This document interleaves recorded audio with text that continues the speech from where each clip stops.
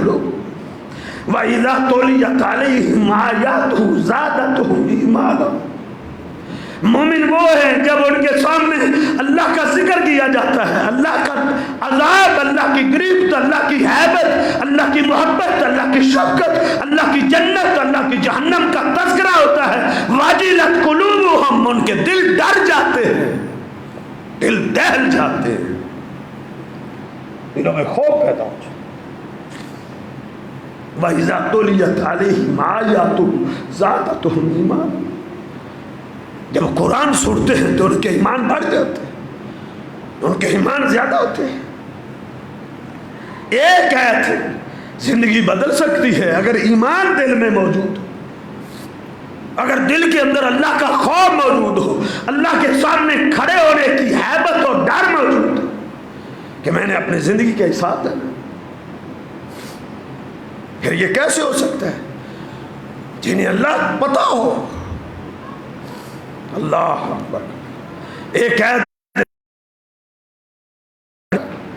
سنا، کانوں میں آواز پہنچی، ڈاکہ ڈالنے گیا تھا، آگے سے بہت بڑا جلسہ سن کے واپس آ گیا، بہت بڑا جلسہ، گھنٹوں کے کئی گھنٹوں پر محیط وہ کانفرنس نکلی۔ ابھی وقت نہیں ہے اللہ سے ڈرنے کا، تو کب ڈر رہے ہیں؟ اللہ اکبر۔ ادھر ہی کھڑا آنکھوں میں آنسو آ رہے، جسم میں کب کبھی تاری ہوگی۔ فضیل بن عیاض کے رونگٹے کھڑے ہو گئے۔ کیا کہتا ہے؟ اللہ یا رب، اللہ یا رب، اے میرے رب، وہ وقت ابھی آ گئی ہے، وہ ابھی آ گئی ہے۔ اللہ میں ڈر گیا ہوں تجھ سے، اللہ تو مجھے معاف کر دے۔ پچھلے قدم ہی واپس پلٹا۔ اللہ اکبر کبیر۔ ساری رات روتا، ساری رات روتا۔ صبح ہوئی، سامان باندھا، گھر والے کہتے ہیں کہ فضیل کہاں جا؟ کہا اس علاقے میں نہیں رہوں، اب میں اللہ کے گھر حرم مکہ میں جانا چاہتا ہوں۔ پتہ نہیں کتنی زندگی ہے، ساری زندگی اللہ کے گھر میں بسر کروں۔ 30 سال فضیل بن عیاض زندہ رہے۔ جاؤ اٹھاؤ تاریخ کی کتابوں، قال بدایہ والنہایہ اٹھا کے دیکھو، اٹھاؤ سیر و اعلام النبلاء اٹھا کے دیکھو، جاؤ تاریخ بغداد اٹھا کے دیکھو، تاریخ دمشق اٹھا کے دیکھو، الاصابہ فی تمییز صحابہ اٹھا کے دیکھو، کھول کے دیکھو۔ 30 سال فضیل زندہ رہے، اس نے حرم مکہ کو نہیں چھوڑا تھا، ادھر بیٹھ کے دین کو سیکھا، محدثین کی مجلسوں میں بیٹھا، بہت بڑا محدث بن گیا، بہت بڑا مفسر بن گیا۔ خوف دل میں بیٹھ جائے تو پھر زندگی میں انقلاب آتا۔ آج ہمارے دلوں میں خوف نہیں، نہ ڈر اور بے خوف ہو کہ ہم زندگی بسر کر رہے ہیں۔ اللہ اکبر۔ اور ڈر اور خوف بھی کیسا؟ یہ نہیں لوگوں کے سامنے تو ڈرتے ہیں، تقویٰ پرہیزگاری ہے، لیکن خلوت میں تنہائی ہو نہیں، تنہائیوں میں بھی اللہ کا خوف۔ اللہ اکبر۔ تنہائیوں میں بھی اللہ کا تعارف۔ ان الذین یخشون ربہم بالغیب، بالغیب، جو تنہائیوں میں لوگ پھر بھی اپنے رب سے ڈرتے ہیں۔ ان الذین یخشون ربہم بالغیب لہم مغفرۃ واجر کبیر، ان کے لیے معافی کی اللہ نے اعلان کر دیے ہیں، ان کے لیے بخشش کے اعلان۔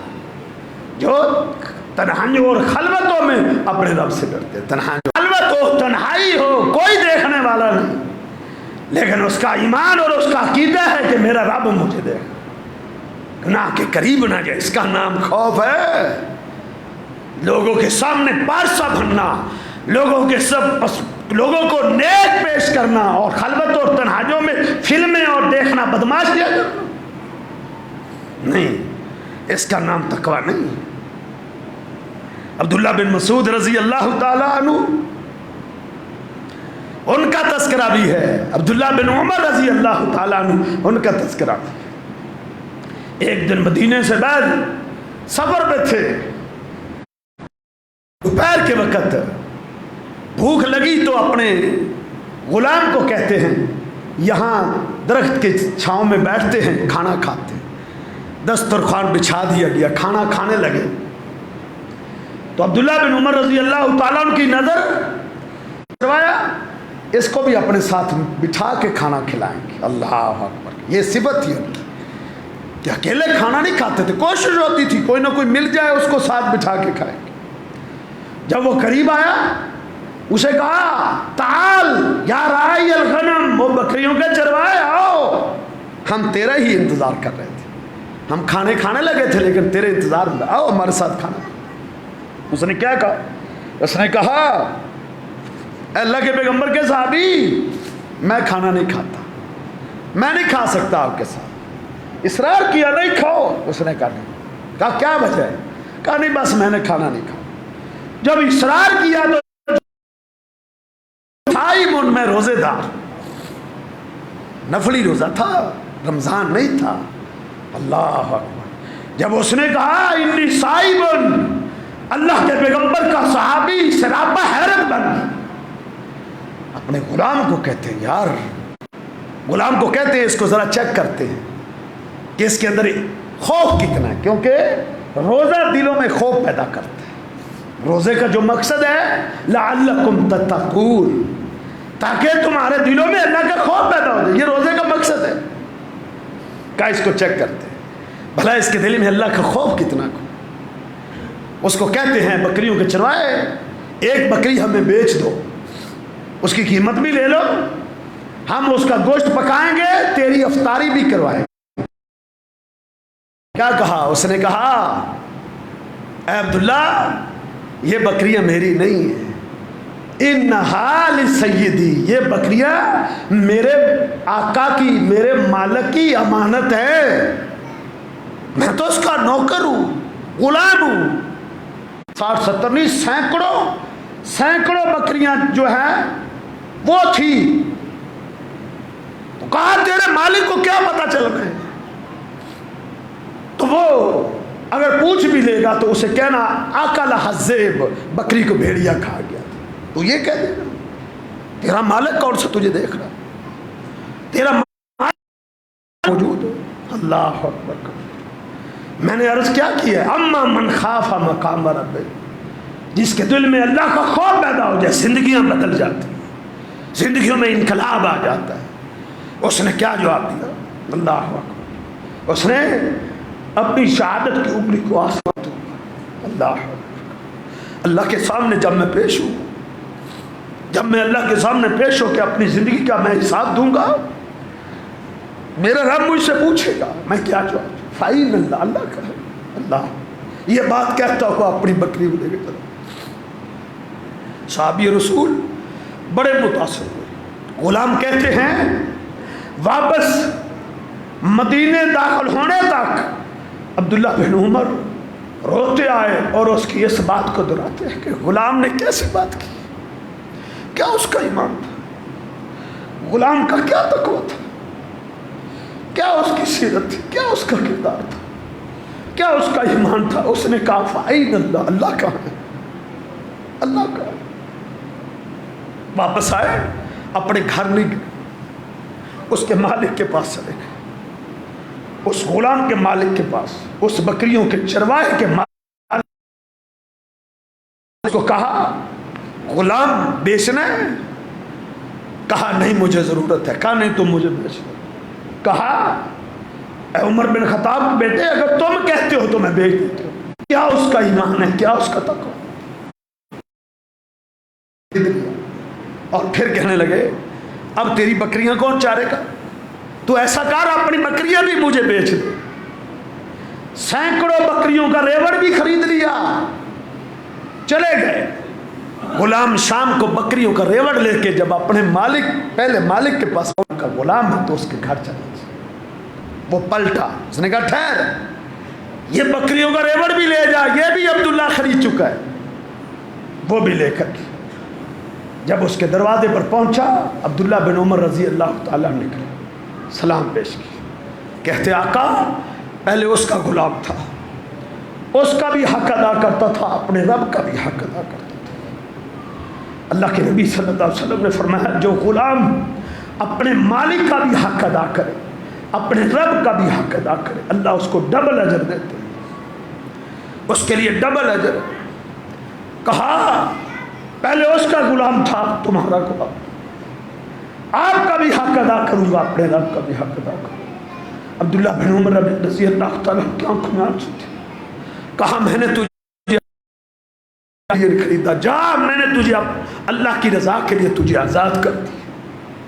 اس نے سلام کیا، چل پڑا۔ کہا واپس مڑو، ٹھہرو، یہ بکریاں بھی تیری ہیں، جا ساری بکریوں کا میں نے تجھے مالک بنا۔ سوچا، تم بھی سوچنا، یہ غلام تھا، یہ غلام تھا، غلام۔ آج اللہ نے اس کو آزادی بھی دے دی، آج اللہ نے اس کو سینکڑوں بکریوں کا مالک بھی بنا دیا۔ کیا وجہ تھی؟ سبب کیا تھا؟ اللہ فرماتے ہیں وَمَن يَتَّقِ اللَّهَ يَجْعَل لَّهُ مَخْرَجًا وَيَرْزُقْهُ مِنْ حَيْثُ لَا يَحْتَسِبُ، جو تقوی اور اللہ کا خوف پیدا کر لیتا ہے، اللہ مصیبتوں سے نکلنے کے لیے اس کے لیے راستے پیدا کر دیتے ہیں۔ اللہ اس کو ایسی جگہ سے رزق دیتے ہیں جس سے اس نے کبھی وہم و گمان بھی نہیں کیا۔ کیا اس نے کبھی سوچا تھا میری غلامیوں کے بندھن کبھی ٹوٹیں گے؟ آج وہ آزاد ہی نہیں، بکریوں کا مالک بن چکا۔ میرے بھائیوں، یہ تقوی ہے، یہ پرہیزگاری ہے، سامنے ڈر ہے، تنہائیوں میں بے خوف ہے نہیں، دونوں صورتوں میں اللہ کا خوف۔ آپ نے ایک واقعہ بارہا سن رکھا ہے، میں اس کا بھی تذکرہ آپ کے سامنے کرنا چاہتا ہوں قدر تفصیل سے۔ آپ نے سنا ہے کہ ایک شخص تھا جس نے بڑے گناہ کیے تھے، بڑے گناہ کیے تھے، کفل اس کا نام تھا۔ کوئی بدماشی ایسی نہیں تھی جو اس نے چھوڑی۔ ایک دن اس کے پاس ایک خاتون آئی، بیچاری تنگ دستی اور غربت نے اس کے گھر میں ڈیرے ڈالے۔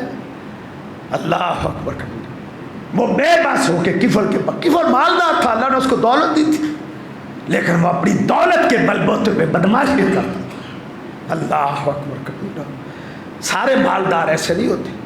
اللہم الجنہ، یہ بھی تو مالدار، ایسے مالداروں کو اللہ نے قابل رشک لا حسد الا فی اثنتین، دو قسم کے بندے ایسے ہیں جس پر اللہ کے نبی نے بھی رشک کی ہے۔ کون؟ ایک وہ جو آتاہ اللہ القرآن، جس کو اللہ نے قرآن کا حافظ اور قاری بنا دیا، یہ اتنا عظیم ہے کہ اللہ کے نبی نے بھی اس پر رشک کیا۔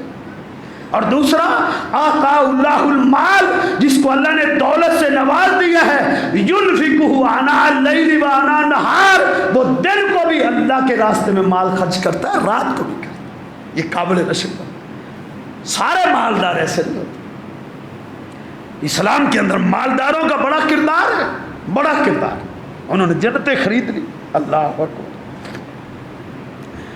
سیدنا عبد الرحمن بن عوف بہت بڑے مالدار تھے، اتنے مالدار تھے، ایک دفعہ ان کا تجارتی قافلہ آیا ملک شام سے، غلے سے لدا ہوا، ساز و سامان سے، اتنا بڑا قافلہ تھا، مدینے کی گلیاں بھر گئی تھی، ابھی بھی مدینے سے باہر اونٹوں کی لمبی قطار دکھائی دے رہی تھی۔ اللہ، جب اس کا قافلہ مدینے کو اس نے بھر دیا، شور برپا۔ حضرت کہ یہ شور کیا ہے؟ کسی نے کہا عبد الرحمن بن عوف کا تجارتی قافلہ ملک شام سے آیا۔ اللہ اکبر۔ حضرت عائشہ فرمانے لگی کہ مجھے خطرہ ہے عبد الرحمن جو توحید اور اسلام کی وجہ سے جنت میں جائیں گے تو صحیح، لیکن وہ جنت میں گھسٹتے ہوئے داخل ہوں گے، گھسٹتے ہوئے۔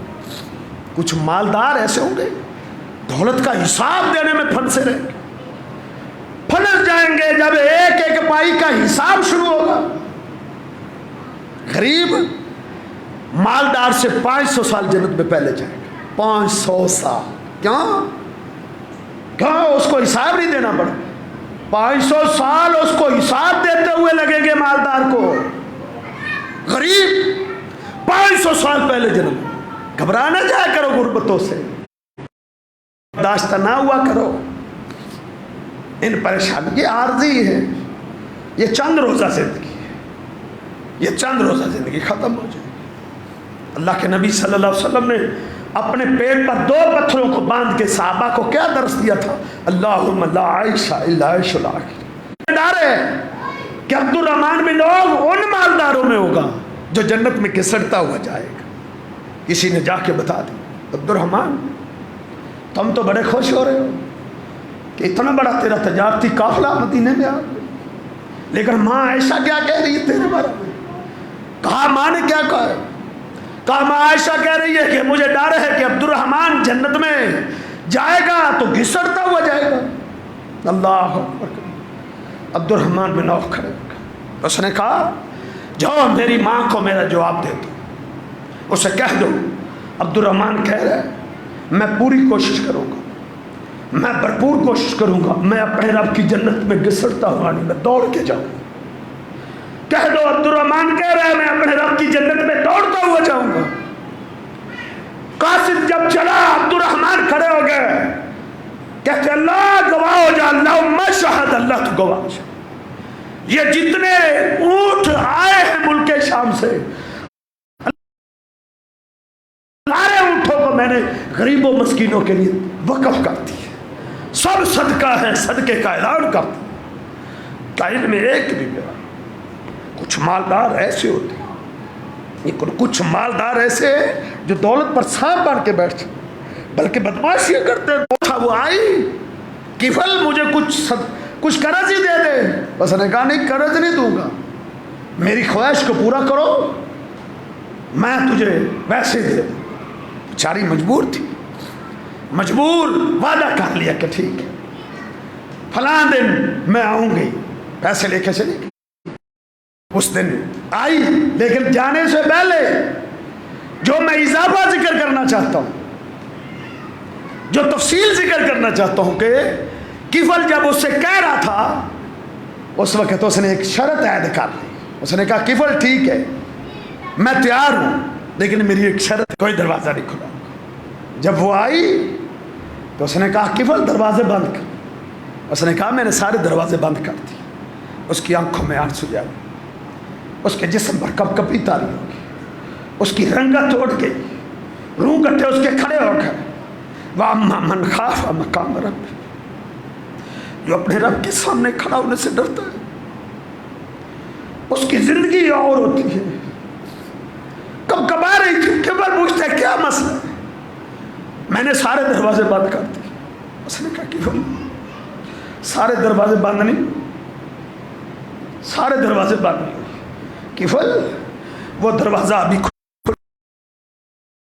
بیننا و بین ربنا، جو ہمارے اور ہمارے رب کے درمیان وہ کھلا ہے، اللہ ہمیں دیکھ رہا ہے، وہ بھی بند کرو، وہ بھی بند کرو. پھر جرت کرنا بس اس کی میں آج کے بعد اپنے رب کی کبھی نافرمانی نہیں کروں. اما من خاف مقام رب، وہ اپنے رب کے سامنے کھڑا ہونے سے ڈر جائے. بھلے 80-90 سال کا مجرم انسان کیوں ڈر جائے.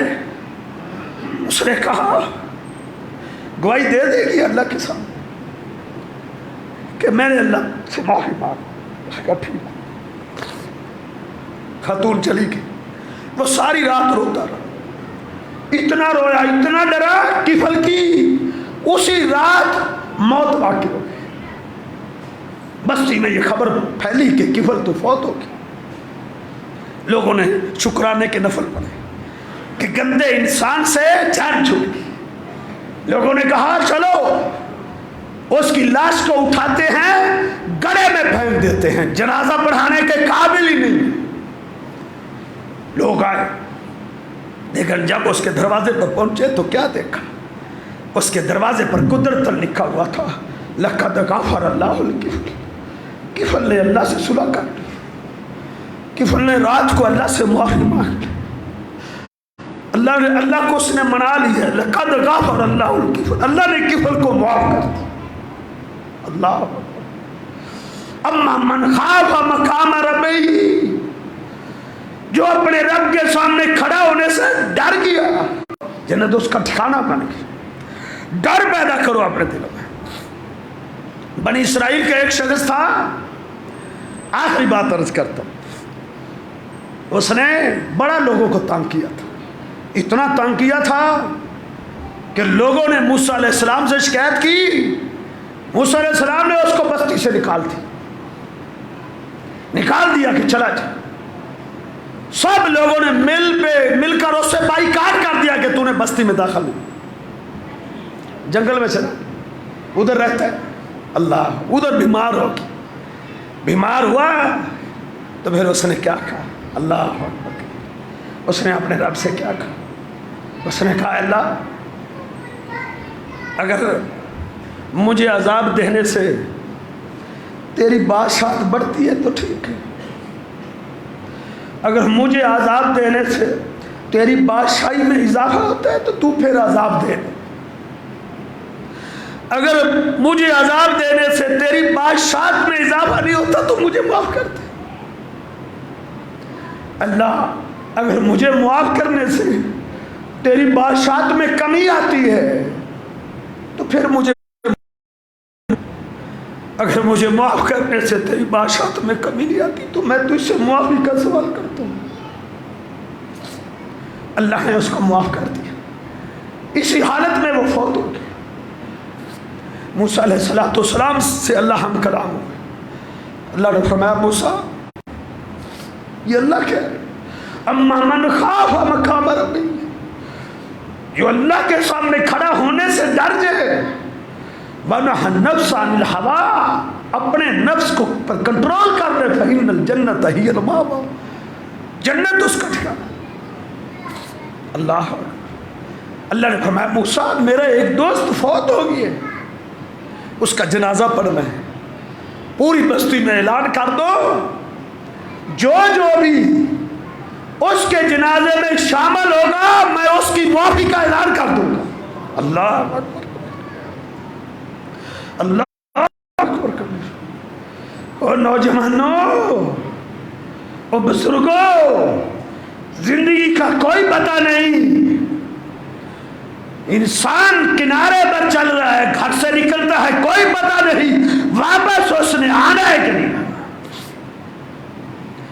آج جگہ اللہ کا ایک دوست فوت ہوا ہے، اس کے جنازے میں جانا ہے، جو بھی اس کے جنازے میں شامل ہوگا اللہ کی طرف سے ضمانت ہے کہ میں اس کو جنت دوں گا۔ لوگ گئے بڑے خوش ہو کے گئے، جب اس کو دیکھا تو لوگ حیران و ششدر رہ گئے، اے اللہ کے پیغمبر موسیٰ یہ اللہ کا دوست ہے، اس کو اللہ اپنا دوست کہتا ہے، بدماش کو جس سے ہر بندہ تنگ تھا۔ اللہ موسیٰ علیہ السلام اپنے رب سے ہم کلام ہوئے، اللہ بندے کیا کہتے ہیں؟ اللہ نے کہا موسیٰ میرے بندے نے مجھ سے صلح کی تھی، میرے بندے نے مجھ سے معافی مانگی تھی، اگر میں نے اس کو معاف نہیں کرنا تھا تو پھر کس نے کرنا تھا؟ اگر میں نے اس کو نہیں بخشنا تھا تو کس نے بخشنا تھا؟ اور کون دروازہ تھا کون سا جہاں وہ جاتا؟ اس نے مرنے سے پہلے مجھ سے سچی توبہ کرنی تھی۔ التائب من الذنب کمن لا ذنب لہ، گناہ سے ہے گویا کہ اس نے گناہ کیا ہی نہیں۔